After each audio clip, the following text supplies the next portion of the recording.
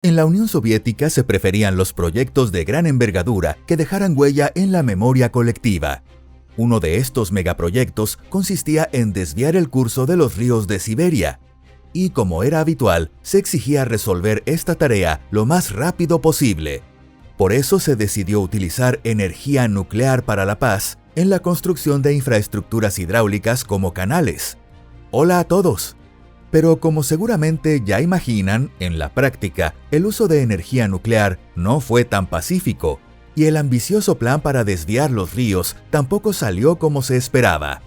Bienvenidos a Pangea. Ahora vamos a contarles esta historia paso a paso.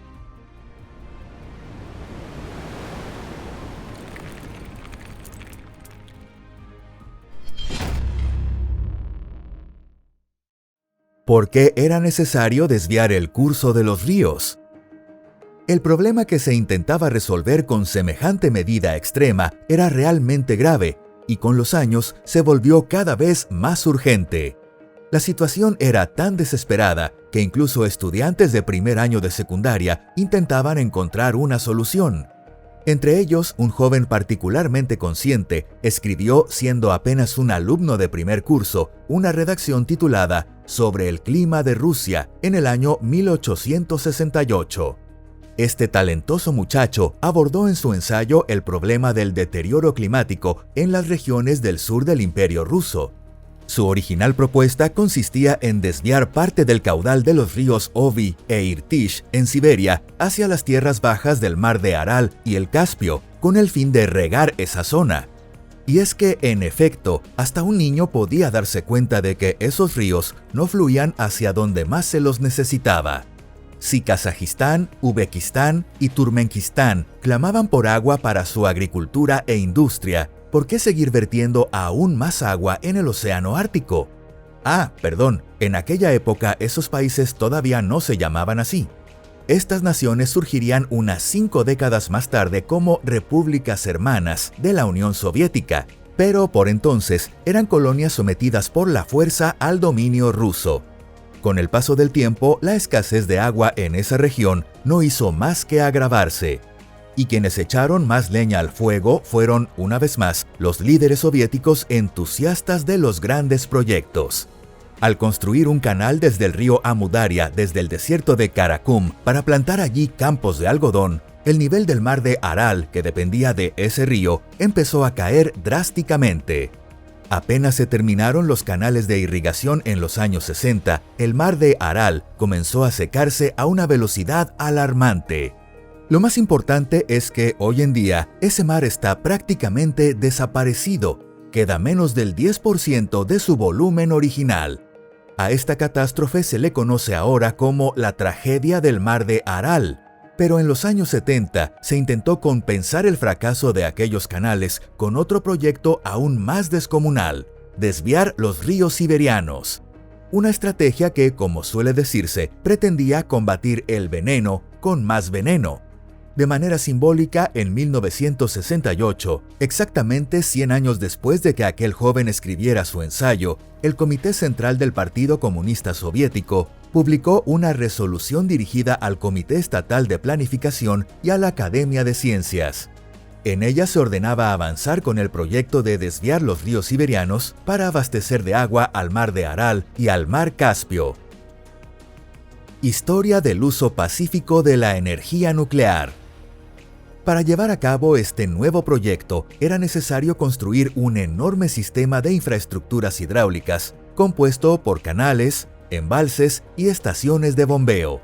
Se planeaba que la longitud total de los canales alcanzara decenas de miles de kilómetros, y solo en la primera fase del canal que conectaría el río Irtish con Kazajistán, haría falta excavar varios cientos de kilómetros. Si se hubiese intentado hacer todo esto con métodos tradicionales, habría tomado décadas y habría requerido millones de toneladas de acero y hormigón. Fue entonces cuando surgió la idea de emplear tecnología nuclear para excavar los canales. En realidad ya se habían realizado experimentos similares anteriormente. Tanto en Estados Unidos como en la Unión Soviética se habían lanzado casi al mismo tiempo proyectos para usar la energía nuclear con fines pacíficos. En Estados Unidos el proyecto fue bautizado como Plowshare, una referencia a una cita bíblica sobre convertir espadas en arados. Aquí se usaba como símbolo del uso pacífico de la energía atómica. En cambio, el nombre soviético era mucho más directo: explosiones nucleares para la economía nacional. En aquella época se creía que la energía nuclear era capaz de todo, y mucha gente seguía albergando esperanzas idealizadas sobre ella.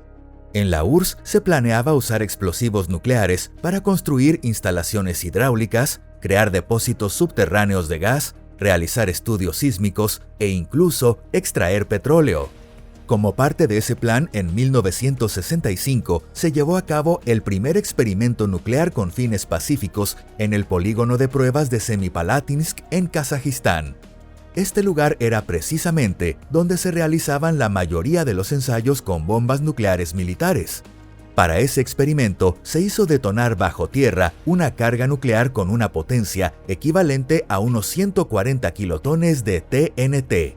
El resultado fue un cráter gigantesco de 410 metros de diámetro y 100 metros de profundidad. Poco después, ese hueco se llenó de agua, formando un lago artificial. A este lago se le dio un nombre muy elocuente: el lago atómico, y aún existe hoy en día. Satisfechos con los resultados, los investigadores decidieron continuar con los ensayos. El 21 de octubre de 1968, justo cuando se puso en marcha el proyecto para desviar los ríos siberianos, y exactamente 100 años después del ensayo escrito por aquel joven estudiante, se realizó una nueva explosión nuclear pacífica con el nombre en clave de Telichem-1, también en Semipalatinsk. Al parecer, el cráter que se generó fue todo un éxito, porque el 12 de noviembre se llevó a cabo otro experimento llamado Telichem-2. Este consistía en detonar 3 pequeñas bombas nucleares, cada una de 0,4 kilotones, simultáneamente, en pozos de excavación adyacentes. Tal como se había planeado, los 3 cráteres se unieron formando uno solo, una zanja de 140 metros de largo por 70 de ancho. El experimento fue considerado un éxito y demostró que las explosiones nucleares podían utilizarse de forma efectiva para excavar canales. El proyecto Taiga. Animados por el éxito anterior, los científicos decidieron realizar el siguiente experimento no en un campo de pruebas militares, sino en un entorno natural al aire libre. Esta vez se establecieron 2 objetivos al mismo tiempo. El primero era demostrar en términos generales la eficacia del uso pacífico de la energía nuclear. El segundo era aplicar esa energía para la paz a un problema puntual y concreto del plan para desviar los ríos siberianos. En específico, se planeaba construir un embalse como parte del sistema necesario para desviar una parte del caudal del río Pechora hacia el otro lado de la divisoria de aguas. Como es bien sabido, el río Pechora fluye hacia el norte y desemboca en el mar de Barents. Pero si se bloqueaba la divisoria natural, el agua del Pechora podría ser redirigida de norte a sur, es decir, hacia la cuenca del río Kama. Y como el río Kama desemboca en el mar Caspio, toda esa agua acabaría allí.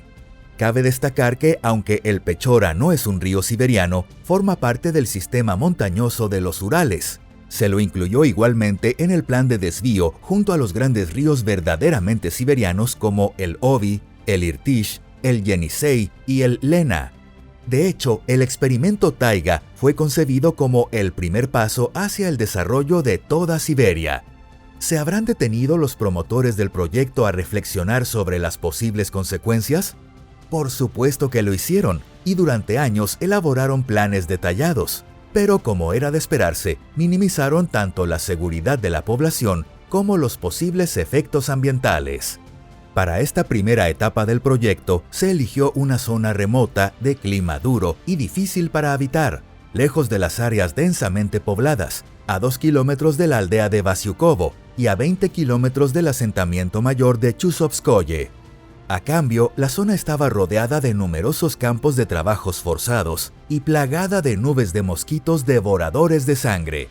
Administrativamente, el sitio del experimento se ubicaba en el distrito de Cherdyn, en la región de Perm. El primer paso del proyecto consistía en detonar 3 bombas nucleares dentro de pozos de 120 metros de profundidad, alineados en fila a intervalos de 165 metros. Las bombas fueron fabricadas en una ciudad secreta cerca de Chelyabinsk, donde se encontraba el Instituto de Física Técnica de toda la Unión Soviética. Cada una tenía una potencia aproximada de 15 kilotones en equivalente TNT. Las 3 bombas fueron detonadas al amanecer del 23 de marzo de 1971. Según lo previsto, la explosión generaría esferas de calor y presión que pulverizarían la roca madre, lanzándola en la dirección deseada, mientras el calor fundiría el fondo del pozo. En teoría, eso permitiría crear un embalse prácticamente terminado, con paredes formadas y un fondo sellado de inmediato. Y en esencia todo salió según lo planeado. La explosión lanzó rocas hasta una altura de 300 metros y formó una especie de muro protector alrededor del cráter. El momento de la detonación fue registrado oficialmente en fotos y video. Según testigos, el espectáculo fue imponente. Uno de los habitantes de Chuzovskoye, a unos 20 kilómetros del lugar de la explosión, relató haber visto una bola de fuego cegadora que pronto adoptó la familiar forma de hongo de una bomba atómica. De inmediato, varios helicópteros y aviones volaron hacia la nube atómica.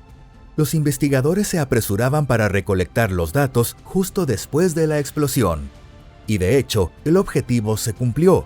En el sitio de la explosión quedó un cráter de 700 metros de largo, 300 metros de ancho y 15 metros de profundidad. Excavarlo con maquinaria convencional habría tomado años. A primera vista todo parecía ir sobre ruedas y el proyecto podía continuar. En la siguiente fase se planeaba detonar solo 250 bombas similares para atravesar la divisoria de aguas entre el río Pechora y el Kama. Hasta hoy no se sabe con certeza por qué el proyecto Taiga no continuó. La mayoría de los expertos sospecha que fue por las duras críticas que recibió por parte de Estados Unidos y otras naciones occidentales. A pesar de que las explosiones fueron realizadas con relativa precaución, se detectó lluvia radioactiva del experimento Taiga en territorio estadounidense y también en Suecia. Por supuesto, estas tasas eran mínimas en comparación con la nube radioactiva que se extendió más de 25 kilómetros desde el epicentro, pero aún así bastaron para provocar serias acusaciones de violación a tratados internacionales.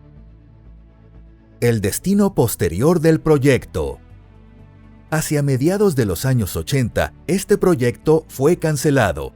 Las razones principales fueron, por un lado, que las finanzas soviéticas comenzaron a agotarse, y por otro, que la perestroika permitió por fin surgieran voces críticas.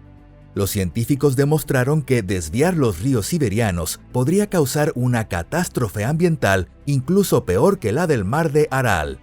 Aunque sobre el papel todo parecía maravilloso, en las prácticas, vastas regiones habrían quedado expuestas a un sinfín de desastres potenciales.